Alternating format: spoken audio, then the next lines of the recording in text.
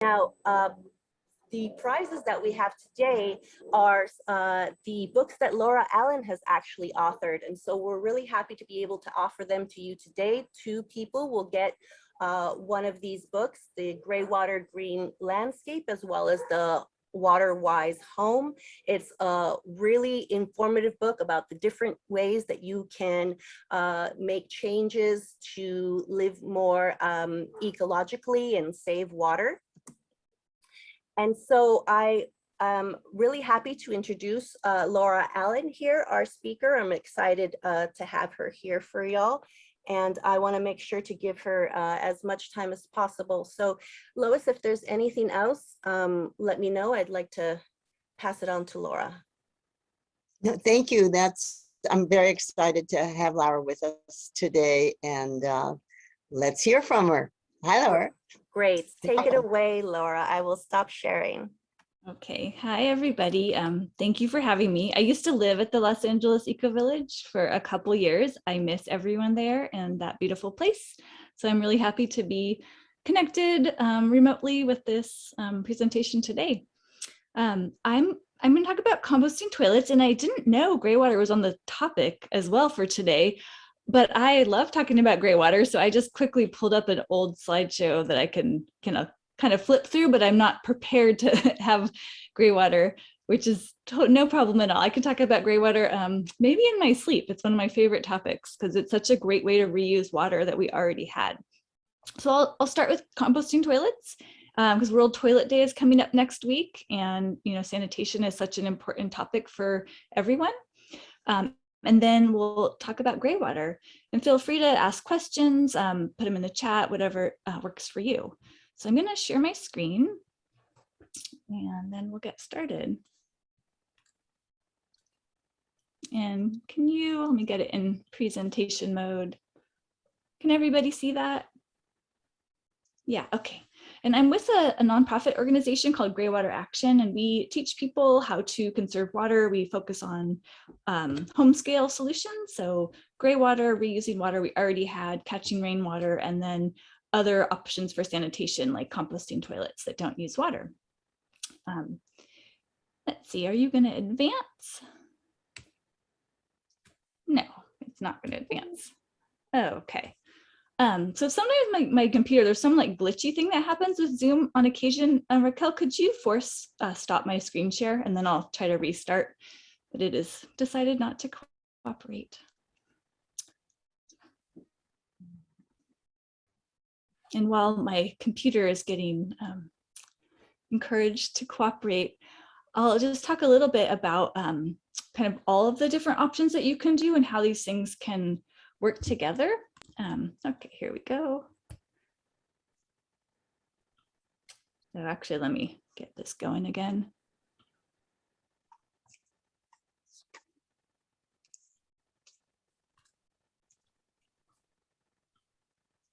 Okay, so try that again. Okay, so we're going to start with composting toilets. So a composting toilet, it's also called a waterless toilet. It's a way that we can have safe sanitation in our homes that doesn't use water. And in California, as you're all aware, water is a really critical issue. Even when we're not in a drought, water is always scarce.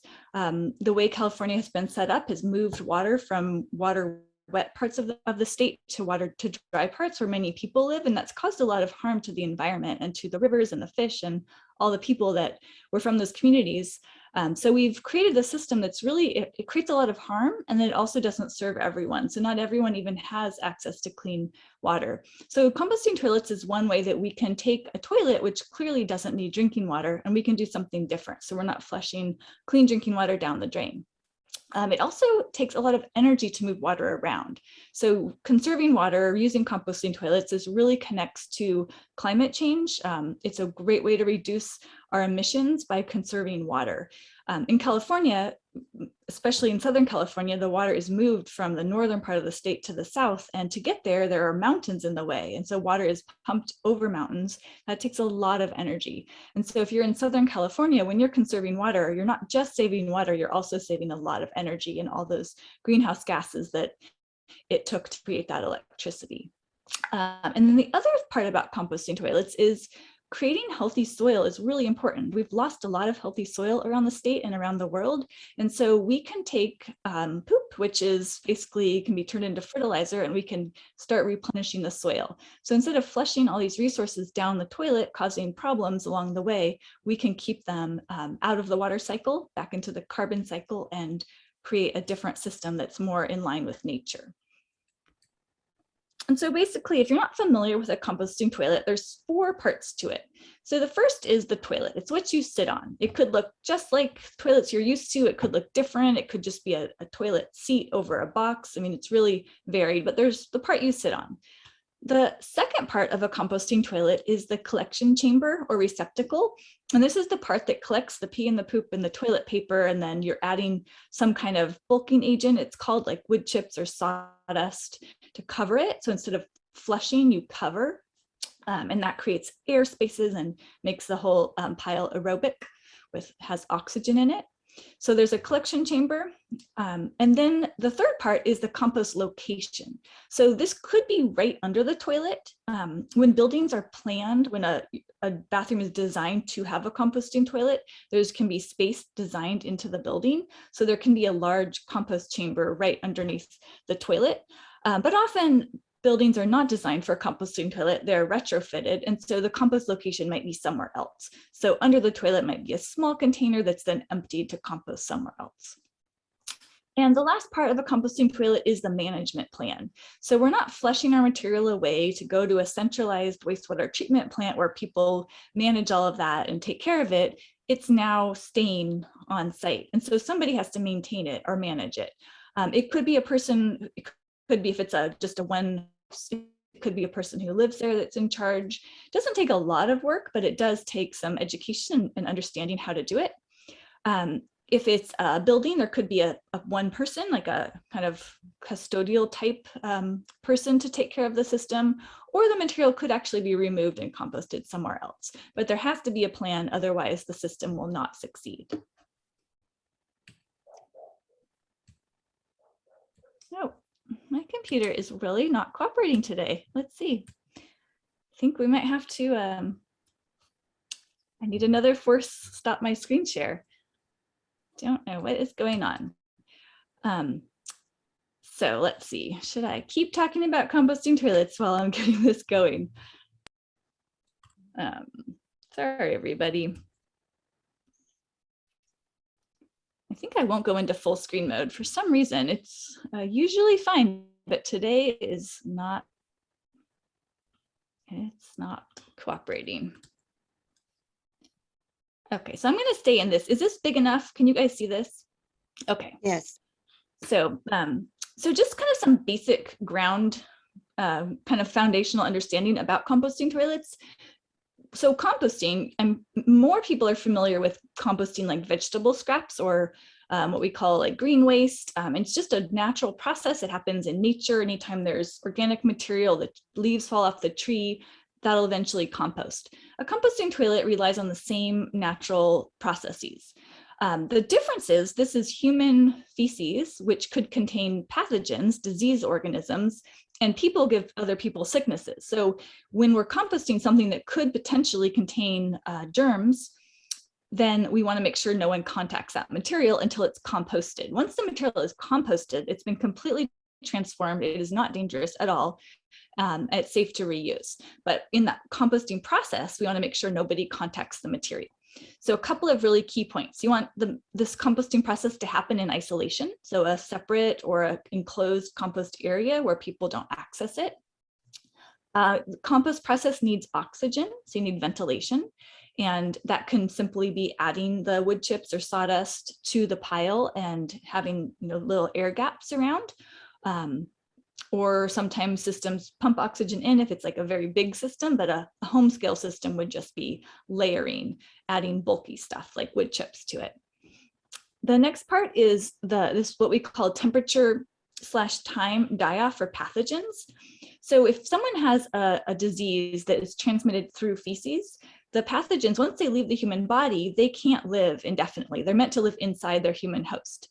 So with time, most of these pathogens will just simply die because they're not in their host. And with temperature, if they're heated up to a high temperature, that also kills them. So in this composting process, we either have to get our piles really hot, our compost chambers really hot, or we have to wait enough time. So if there were any pathogens in there, they would die. Something to note is human feces, though might be gross and stinky, are not inherently dangerous. It doesn't inherently cause disease. The person has to have a disease, be shedding pathogens, and then that's when you can contact that. Most people don't have fecal transmitted diseases. This is like cholera, dysentery, giardia, worms, any kind of like that type of thing that most people don't, but you never know. So we treat any composting toilet that potentially something got in there, a pathogen, and we manage it safely. So if there was an incident of pathogens getting in there, we could safely take care of it and it wouldn't spread. And the last thing is moisture levels. These piles shouldn't be too dry or too hot, so they have to be the right consistency for this process to happen. And just to clarify again, that little yellow box says a composting toilet is a receptacle to compost, or you're going to collect it and compost it outside. So there's this composting thing that happens, which could be part of your toilet, but it also could be separate. So just want to make that clear.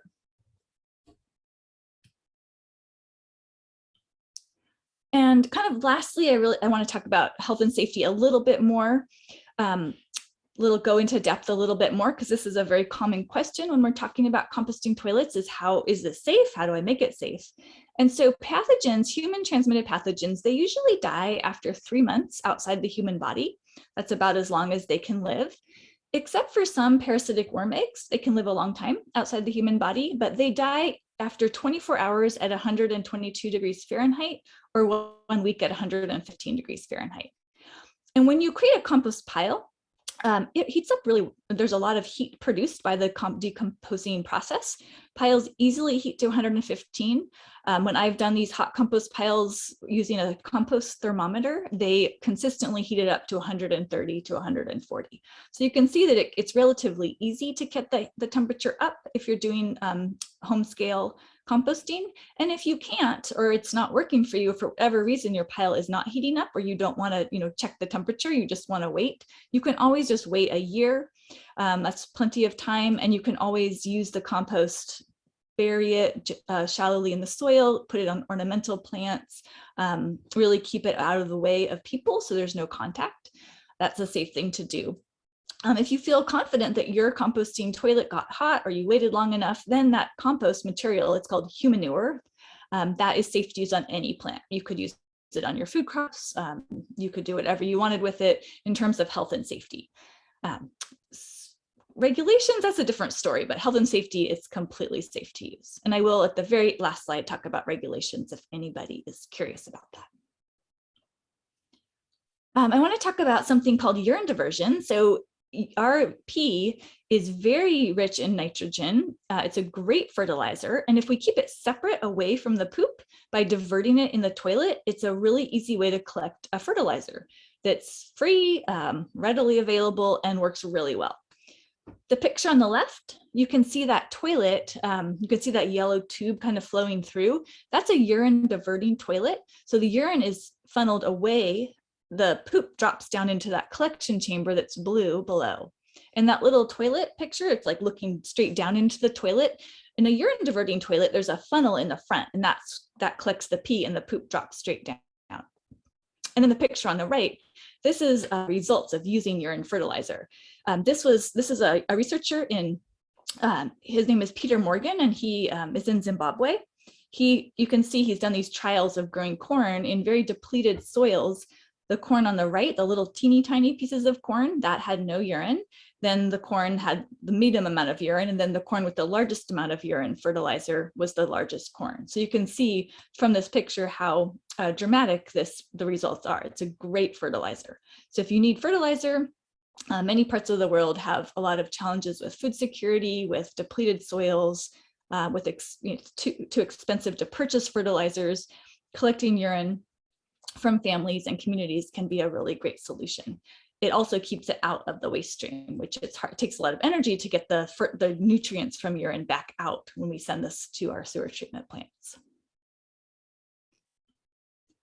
So now I want to show you a couple of ways to do this.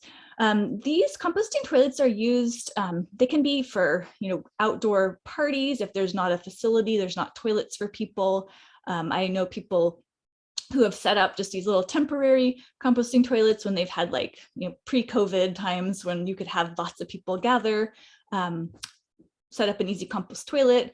They can be done in emergency if there's an earthquake or some other emergency and the water supply is cut off. This can be a really quick and easy way to have a safe toilet for people when you don't have water. This can also be adapted to be more kind of permanent, which I'll show you in a sec. But starting out with the low cost, really quick options, you can simply have a bucket and you have these snap-on toilet lids. That's they're called sometimes hunter's toilets because they're, I guess, sold in for people who go hunting or go out.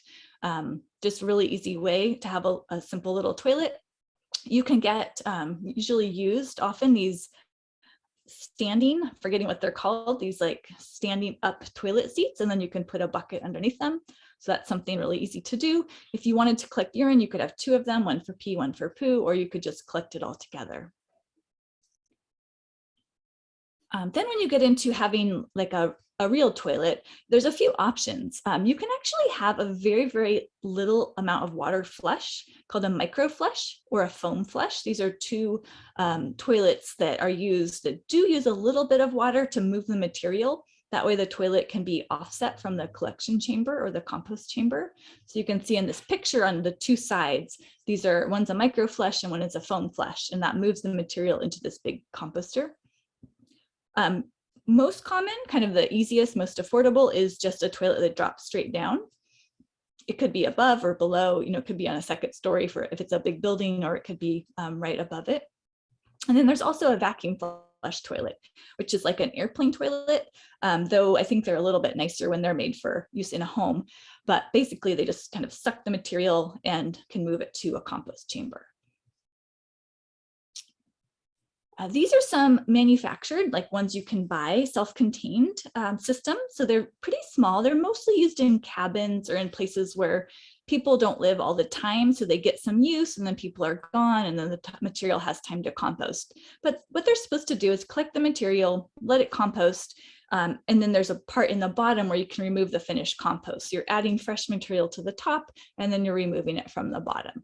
So these are, again, like a cabin type of toilet. For a home, you need a larger, either you need to move the material to compost outside, or you need a larger area for composting if you're using it all the time. So here's another kind. This is called a batch system. So with this toilet, if you see on the left, this is they're actually on the East Coast, it's called full circle composting toilets. You can see it's a custom wooden, really kind of pretty little toilet. That's a wooden toilet lid. It lifts up and then it drops down. And then there's a drop down that goes into the basement below, and they have a wheelie bin system. So the wheelie bins are the collection chamber. As they fill up, when one fills, it's replaced by an empty one. And that way you can have as much capacity as you need. So this could be in an office building or, any building where there's a lot of people, or it could be in a home if you didn't want to, if you wanted to just not have to deal with the material very often, you can just replace the wheelie bin with an empty one. The picture on the right is kind of showing that more conceptually. So this would, of course, need to be planned into the building, or if you were building a little out, like a bathroom kind of separate from the building, you could build something that could accommodate this, but it has to be, the toilet has to have a lot of space below to fit this wheelie bin. This is also something you could imagine being used in a centralized collection. So if we had to all of a sudden didn't have sewer options, or a place that doesn't have sewer options, this can be involved where we can get these wheelie bins, put them in, when they fill, come out, someone could take them out and compost them somewhere else, like a centralized collection in the same way we do with recycling, green waste, and trash. This could be another potential use of that type of source separation. And here is one example of this happening. This is a company called The Natural Event. They started in Australia, but they have worked in many parts of the world, many parts of Europe, Australia, New Zealand, and they compost large music festivals. So they have these toilets, they build these little bathrooms. As you can see on the left, they do lots of art on them. And then what goes down into the bottom, you can see on the right, these brown wheelie bins. So they use the wheelie bin system, so that way they can accommodate, hundreds to thousands of uses per day. And then they can take that material offsite and compost it somewhere else. So there are working examples of this really scaled up, though this company has not come to the US yet. They have interest. Regulations is a challenge in the US for this type of thing, but there is interest in something like that. And this is actually my old toilet when I lived at the EcoVillage. You can really adapt these to fit a lot of different situations. So this is a pretty small bathroom in an apartment. We just removed the flush toilet and capped off the sewer, and kept the flush toilet so we could put it back when we left, because the next person might not want to manage, the management plan part. But basically this is just a little box built around a bucket. That toilet tank you can see in the back was full of sawdust. So that was the cover material we used. So we'd use the toilet, add the sawdust to cover it up. And then the buckets, we had, I think, 4 of them. So they filled about once a week. So it was about once a month we had to empty them. And we just had a separate system to collect and compost that material that was away from people and just kept isolated. So you do need an outdoor place to compost if you have a small bathroom and you want to keep it all contained like this, but it can work in fairly dense environments as well as, of course, rural. It's much easier because there's more room for the composting side. And you can purchase these, this is a kit that's kind of the same thing. You can purchase them, you can make them yourself. They're very affordable if you make them yourself. You just have to get the wood and a toilet seat and buckets. And I just want to show, kind of scaling up a little bit, there's very few examples in the United States of large-scale composting toilets, but there's this interesting system. It's in Syracuse, New York, where it started out as like a cabin, these cabins around this lake, and the lake supplied the water to the town of Syracuse. So the people in the town, the water suppliers, they obviously didn't want people pooping in the lake because that was then going to go to give the water to the town. So they really early on had this pail system. And this lake was very rocky. There's not places to have like a septic system, which is typically used if you're in a rural situation. They didn't really have options for that. So they had people use these pail systems, and the city would come and collect these pails. They started out, I believe it was once a week, and they did this for almost 100 years. And then recently, in the recent past, they decided it's time to do something different. And some people were able to put in septics, and the ones that couldn't, the city bought them a composting toilet. So there's 75. They are provided by the city, and the homeowners empty their toilet into a container. And now they only have to collect, I believe it's twice a year or maybe once a year. And so they collect these containers and then compost them in a city facility. So it was kind of a nice example of how this could work on a larger scale. If there was a big community that wanted to do it, cities could have an infrastructure to support moving the material and composting it somewhere else.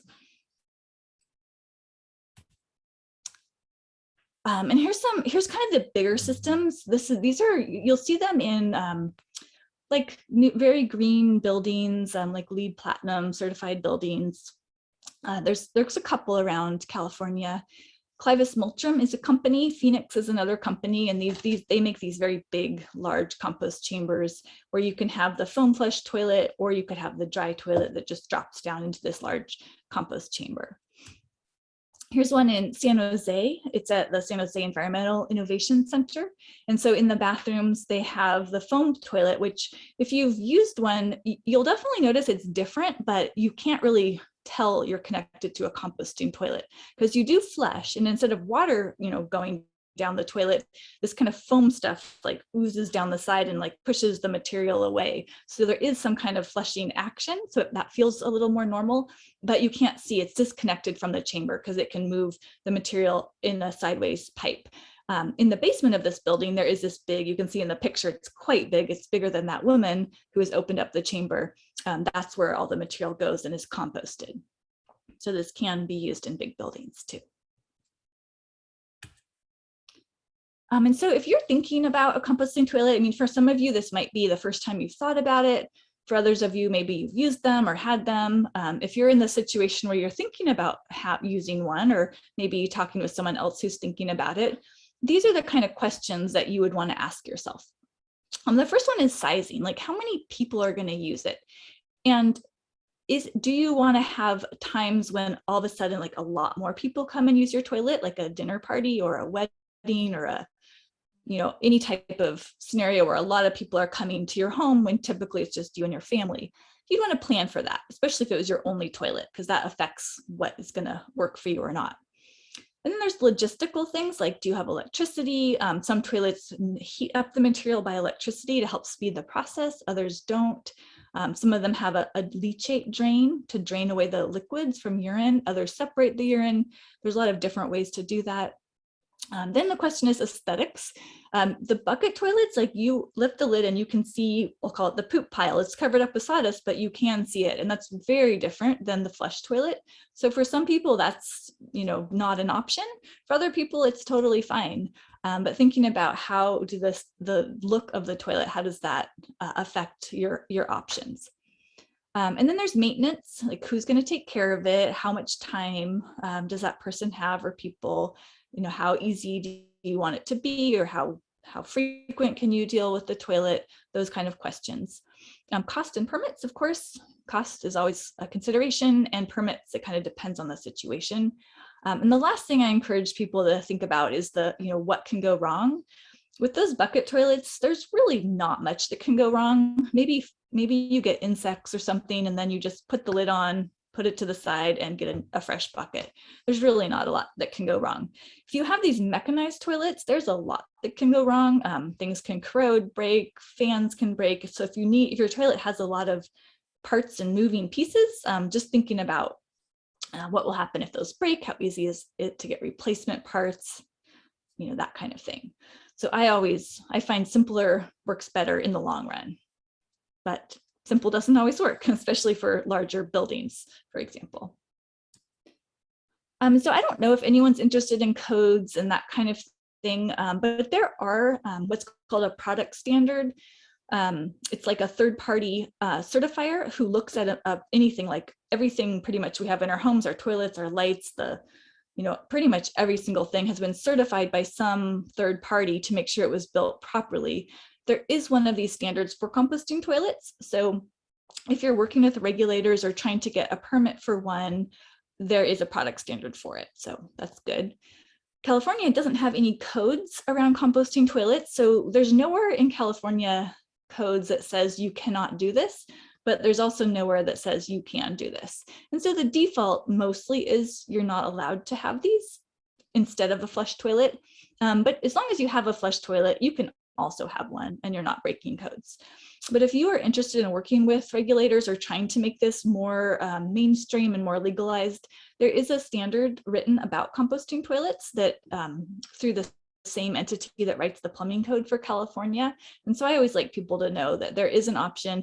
It would just take, like, if the city of Los Angeles adopted this, it's called We Stand, Water Efficiency and Sanitation Standard. If they adopted We Stand, it would be a really easy way to fully legalize composting toilets.